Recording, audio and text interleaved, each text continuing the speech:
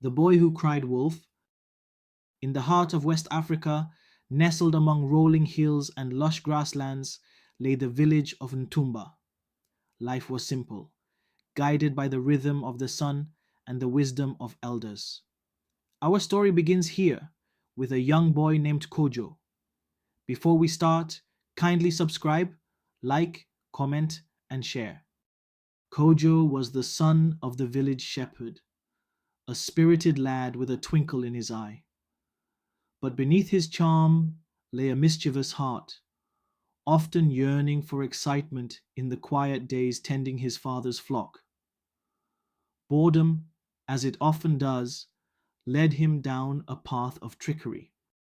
One sweltering afternoon, as the goats grazed lazily, Kojo hatched a plan. He cupped his hands around his mouth and cried out, "Wolf! Wolf! Help! A wolf is attacking the goats." His voice echoed through the valley, carrying his false alarm to the village. Hearing his desperate cries, the villagers dropped their work and rushed to Kojo's aid, armed with sticks and machetes. They arrived breathless, ready to defend the flock, only to find Kojo doubled over with laughter, the goats peacefully grazing, and no wolf in sight. The villagers, though relieved the goats were safe, were not amused. Nana Kwame, the village elder, sternly warned Kojo, "Lying is a dangerous game, young one. A real wolf will come one day, and no one will believe your cries if you cry wolf when there is none." Kojo, however, dismissed their warnings, finding their reaction hilarious. He saw it as a harmless prank, a way to break the monotony of his day. The thought of the villagers scrambling for nothing filled him with childish glee. A week later, the temptation proved too strong. Again Kojo cried, "Wolf! Wolf! It's attacking the goats!" His voice rang out, carrying the same false urgency as before. This time, the villagers were even more frustrated. They scolded Kojo, reminding him of the importance of honesty and the consequences of wasting their time. They warned him that his lies were eroding their trust. As evening approached, the sun began its descent, casting long, dancing shadows across the savannah. The air grew cooler, and the sounds of the day slowly faded, replaced by the chirping of crickets and the distant hooting of an owl. Kojo, as usual, was watching over the goats. Suddenly, a pair of glowing eyes emerged from the tall grass. A low growl rumbled through the air, sending shivers down Kojo's spine. It was a wolf, a real wolf, its teeth bared in a menacing snarl. Panic seized Kojo. He knew he was in real danger. This was no game. He screamed with all his might, "Wolf! Wolf! Help me! It's really a wolf this time!" But his cries fell on deaf ears. The villagers, remembering his previous pranks, assumed it was another false alarm.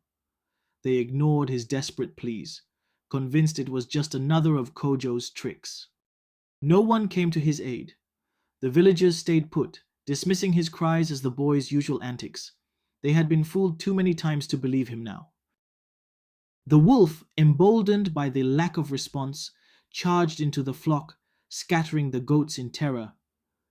Some were injured, others lost in the growing darkness.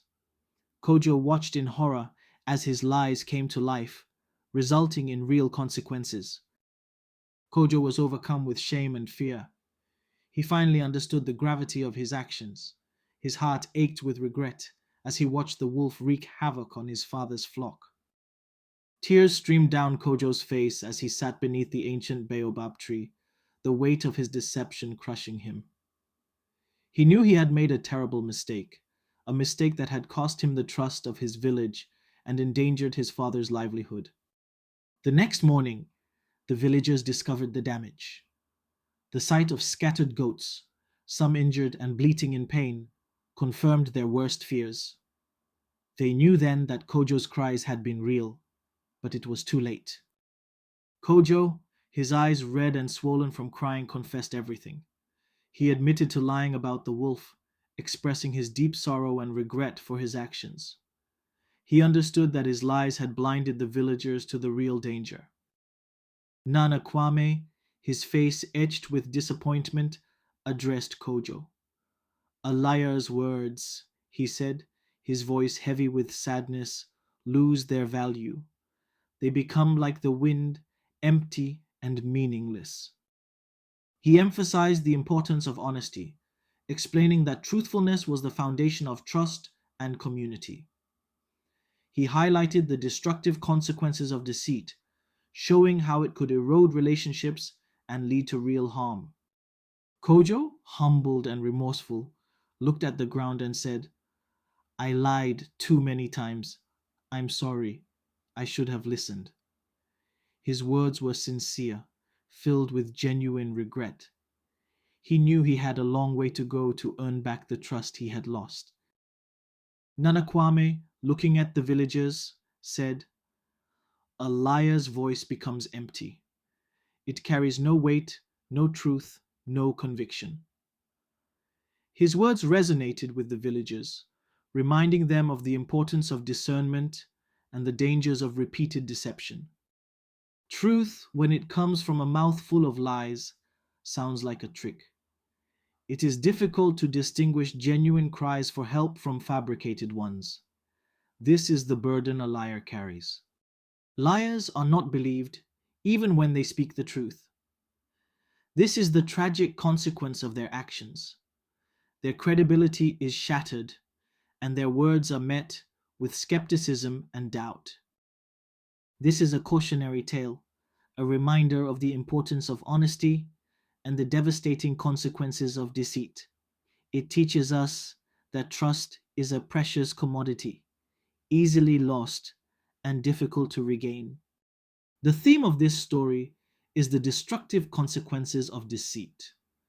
It shows how lies can erode trust, damage relationships, and lead to real harm. It highlights the importance of truthfulness in building a strong and healthy community. The lesson is clear. The value of truthfulness and credibility cannot be overstated. Honesty is the foundation of trust, and trust is the foundation of a strong and thriving community. Once lost, it is difficult, if not impossible, to regain. Don't forget to subscribe, like, share, and comment. Follow Tales of Our Ancestors for more tales.